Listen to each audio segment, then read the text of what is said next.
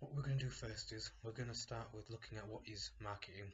Now on the screen you'll see two definitions, one from the CIM and one from the AMA. On the screen you'll see three purchases: a routine problem solving, a limited problem solving and an extended problem solving.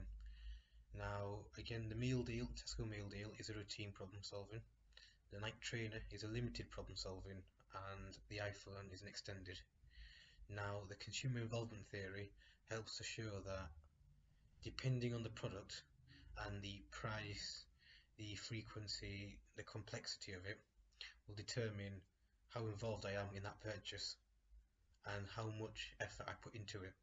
So the iPhone, for example, is a very complicated purchase because it's technically complicated. It requires a lot of time commitment to research and find out which is the best one. Again, like I said, it's not a frequent purchase and it's very expensive, so you'll find that you're committing hundreds of pounds, so you want to make sure you've researched it, you know how to use it, and you know what you're getting from it.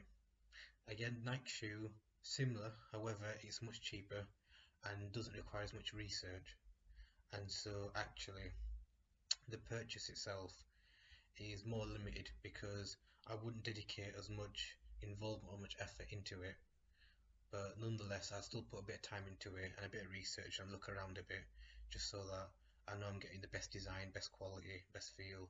And the Tesco meal deal, again, very cheap, a consumable, very frequent purchase, and I know what I'm after. So in essence, I don't have to be very involved and put very much effort into it. When looking at my purchases, I find that actually Rogers' theory of diffusion of innovation does come into it, because Rogers does suggest that you've got innovators, early adopters, early majority, late majority and laggards. Now the innovators make up about 2.5% of people, and again they are the first in there and they're the trendsetters almost, and then it moves on to the early adopters as it passes through. Personally, with my iPhone purchase, I'd probably say I'm an early majority because I'm not an innovator. I don't think I'd have gone in there straight away and bought it because I'd like to see the reviews and see how people thought about it. So again, once I know it's fine and it's good, a good product to buy, I'd go for the early majority. Now when it came to buying my new traders, the theory of planned behaviour was very useful, because you find that if the attitude, the subject norm and the perceived behaviour controls are all positive, the intention and behaviour becomes much more likely. And so in essence, for me personally, with the new Nike shoes, I found that the attitude, the subject norms and the perceived behavioural controls were all in place and they were all very positive, and so that allows me the intention to then go out and buy them, and then the behaviour followed through as well.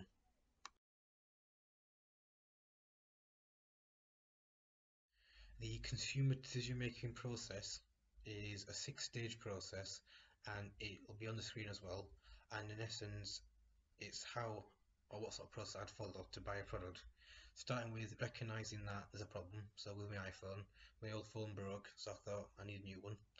Stage 2 was the information search, the research both online, in store, popped into the Carphone warehouse, took a look at the phone in person, then actually I went to go online, search the Apple website for the specs.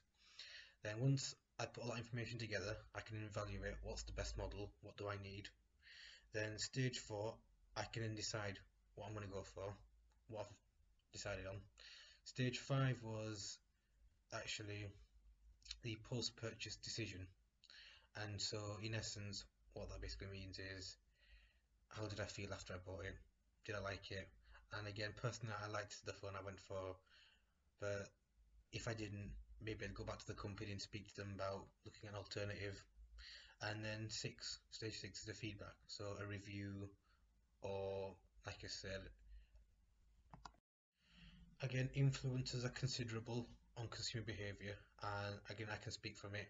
I know Instagram influencers, on YouTube there was an influencer for me, Linus Tech Tips. He did a review on the iPhone 11 and he said it was a good phone, and so in essence he gave it seal approval, and I thought if it's a good phone I'll go for it because it's giving it a thumbs up and